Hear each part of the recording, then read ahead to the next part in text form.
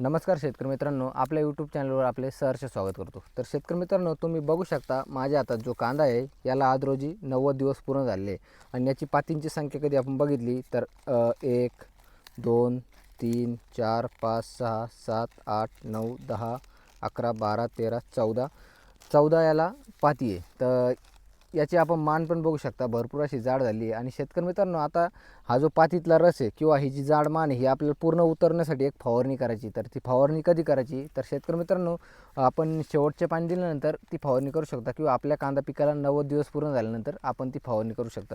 तर त्यामध्ये आपल्याला कोणकोणत्या औषधाचा वापर करता येईल ते मी तुम्हाला आता यामध्ये सांगणार आहे, तर आपण ते लक्षपूर्वक ऐकावे। तर शेतकरी मित्रांनो, त्यामध्ये आपण कल्टार या PGRचा वापर करणार आहोत। तर शेतकरी मित्रांनो, कल्टारचे प्रमाण आपल्याला 5 मिली प्रति 20 लिटर पाण्यासाठी घ्यायचे। याच्या वापराने काय होणार आहे, ह्याच्या पातीतला जो रस आहे तो पूर्णपणे खाली उतरून आपल्या कांद्याला साईज होण्यासाठी खूप मदत होणार आहे। म्हणजे पूर्ण रस उतरून कांद्यामध्ये येणार आहे आणि कांद्याची गोलाकार अशी चांगली साईज होणार आहे।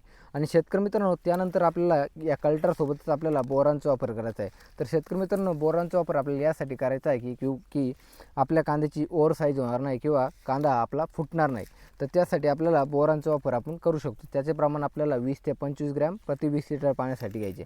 आणि शेतकरी मित्रांनो, आपल्याला कांदा साठवणुकीमध्ये एक प्रॉब्लेम होतो, तो म्हणजे काजळी। तर शेतकरी मित्रांनो, काजळी येऊ नये त्यासाठी आपल्याला शेवटच्या फवारणीत एका चांगल्या बुरशीनाशकाचा वापर करता आहे। त्यामध्ये तुम्ही बाहेरच्या लुना एक्सपिरियन्स या बुरशीनाशकाचा वापर करू शकतो। याच्या वापराने आपण जेव्हा कांदा साठवतो तर तेव्हा आपल्या कांदा साठवणुकीत काजळी येणार नाही किंवा इतर बुरशीजन्य रोग आपल्या कांदा पिकाला येणार नाहीत। याचे प्रमाण आपल्याला 15 ते 20 ml प्रति 20 लिटर पाण्यासाठी वापरायचे। आणि शेतकरी मित्रांनो, या सर्वांचा वापर आपण कांदा पिके 90 दिवस पूर्ण झाल्यानंतर किंवा शेवटच्या पाण्यानंतर आपल्याला याचा वापर करायचा आहे। ही फवारणी केल्यानंतर तुमच्या कांद्याची साईज चांगली होणार आहे किंवा कांदा गोलाकार होणार आहे। आणि शेतकरी मित्रांनो, यासोबतच आपल्याला कांद्याची साईज व्हावी, जाडी व्हावी किंवा कांद्याला कलर चांगले यावं, मार्केटमध्ये आपल्याला त्याला भाव चांगला भेटावा, त्यासाठी आपल्याला पोटॅशियम शोनाइट या विद्राव्य खताचा वापर करायचा आहे। याचे प्रमाण आपण 100 ग्रॅम प्रति 20 लिटर पाण्यासाठी करणार आहोत। तर धन्यवाद।